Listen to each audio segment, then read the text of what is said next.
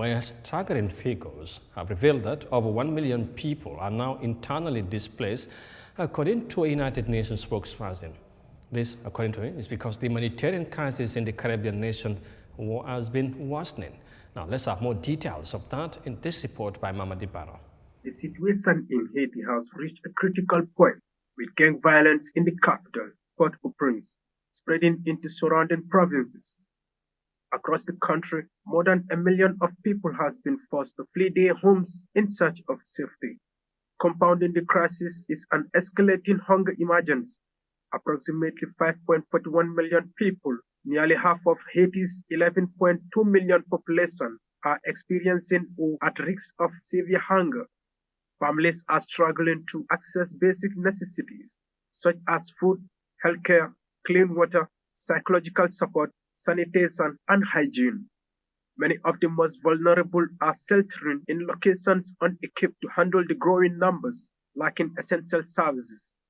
United Nations spokesperson Stephen Dujarric reported from New York that internal displacement in Haiti has nearly doubled, increasing by 87%.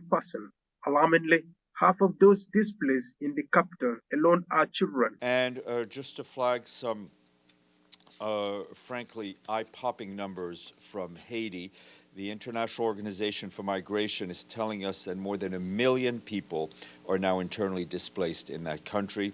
Half of those displaced are children. That's what IOM data is saying.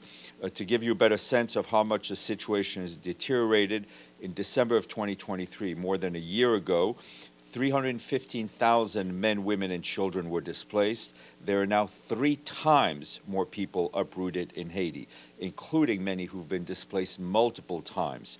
In the capital alone, displacement has nearly doubled, rising by 87%. And as you can imagine, the majority of those displaced originate from Port-au-Prince and its surrounding area. Many are seeking refuge in Haiti's provinces, overwhelming local communities and straining the limited support services that exist there.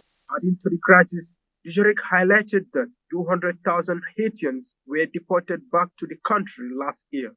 These returnees face immense challenges as they navigate in life in a nation plagued by rampant violence and crumbling infrastructure. In the capital, IOM tells us there are now 108 displacement sites which are severely overcrowded and lack adequate access to essential services such as food, clean water, sanitation, and education. Compounding this crisis, 200,000 Haitians were deported back to Haiti last year. Floods in November and December last year also impacted more than 315,000 people across the country. Despite these challenges, we and our partners continue to respond. Women and girls are bearing the brunt of the escalating insecurity. The level of violence, including sexual violence perpetrated by gangs, has reached unprecedented level. Approximately 94% of women and girls are at risk of gender-based violence, as access to essential social and protection services remains severely limited. Exploitation, abuse, and reliance on negative coping mechanisms are also on the rise as women and girls struggle to support their families amid the chaos. Despite the challenges, the World Food Programme has stepped up its efforts, providing food assistance to 1.7 million Haitians in 2024. This includes delivering rice, beans, and oil to 50,000 residents of Kouade Bouquets, a neighborhood previously inaccessible due to armed violence. Additionally, large-scale food distributions have reached 150,000 people in Port-au-Prince.